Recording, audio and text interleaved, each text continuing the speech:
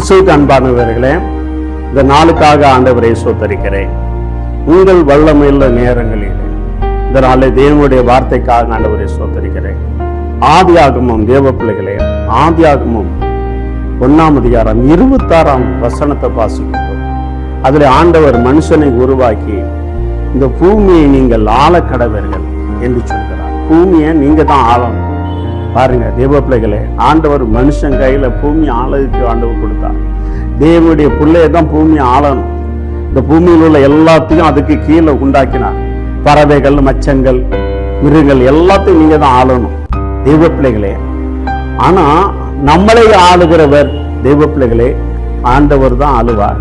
ஆனா அந்த பூமியை ஆள இதுக்கு தேவ பிள்ளைகளே நம்ம கையில ஆண்டவர் கொடுத்திருக்கிறார். தேவ பிள்ளைகள், நீங்க இந்த பூமியை ஆள போறீங்க, ஆளணும் தேவ பிள்ளை, அது தேவ பிள்ளைகளே.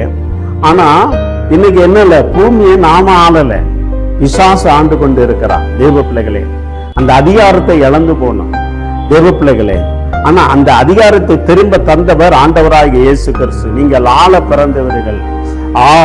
ஆளுமை உடைய சக்தியை, கிருபையை, வல்லமையை தேவன் உங்க கையில கொடுத்திருக்கிறார். மனுஷன் கையில கொடுத்திருக்கிறார். ஆதாம் கையில கொடுத்தா, தேவனுடைய பிள்ளைகள் கையில கொடுத்தா. தேவ பிள்ளைகளே, உலகத்தான் உங்களை ஆளக்கூடாது தேவ பிள்ளைகளே.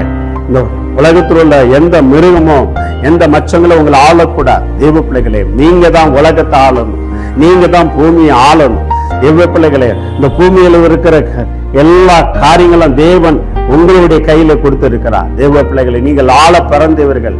யாரெல்லாம் தேவன் நம்மளை உண்டாக்கினார், நான் தேவனுடைய பிள்ளை என்று சொல்லி எத்தனை பேரு நீங்கள் விசுவாசிக்கிறீர்களோ, நம்புகிறீர்களோ, அப்படி என்றால் நீங்கள் பூமியை ஆள பிறந்தவர்கள் தேவ பிள்ளைகளே.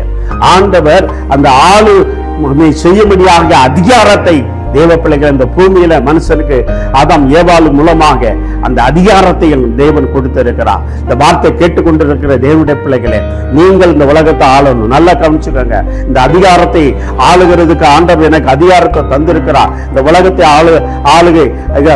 ஆளுமை செய்கிறதுக்கு அதிகாரத்தை தந்திருக்கிறார். குடும்பத்தை ஆளுவதற்கு அதிகாரத்தை தந்திருக்கிறார். என் வேலையை ஆளுகை செய்யறதுக்கு அதிகாரங்களை தந்திருக்கிறார். என் தொழிலை ஆளு செய்யறதுக்கு ஆளுமை அதிகாரம் தந்திருக்கிறார். என் ஊழியத்தை ஆளுமை செய்யும்படியாக அதிகாரத்தை தந்திருக்கிறார்.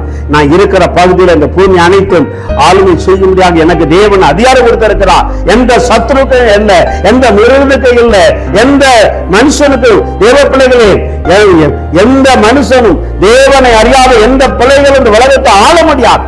தேவனோடு இருக்கிற பிள்ளைகள் மட்டும்தான் அந்த உலகத்தை ஆள முடியும் சொல்லி நீ நினைத்தேன் நான் தேவ பிள்ளைகளே. ஆனா இன்னைக்கு என்ன, இந்த பூமி இந்த உலகத்தோட அதிபதினு ஆண்டவர் சொல்கிறான். அவன் அந்த மனுஷன் கையில இருந்து ஆதாம கையில இருந்து பிடுங்கிட்டான். அதை பிடுங்கி தந்தவர் ஆண்டவராகிய இயேசு கிறிஸ்து.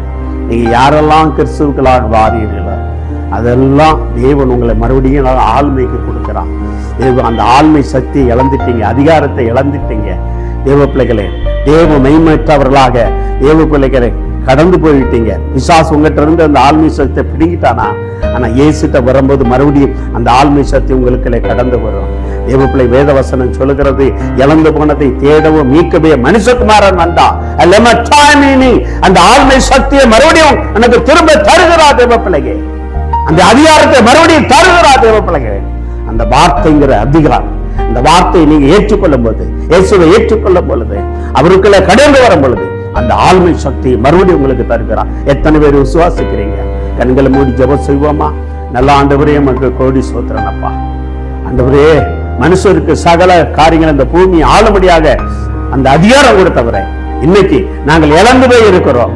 எதெல்லாம் இழந்து போய் இருக்கிறோம் அதை திரும்ப தந்து நாங்கள் இந்த உலகத்தை ஆளுகை செய்ய முடியாது அந்த அதிகாரத்தை எங்களுக்கு தரும்படியாக செபிக்கிறோம்.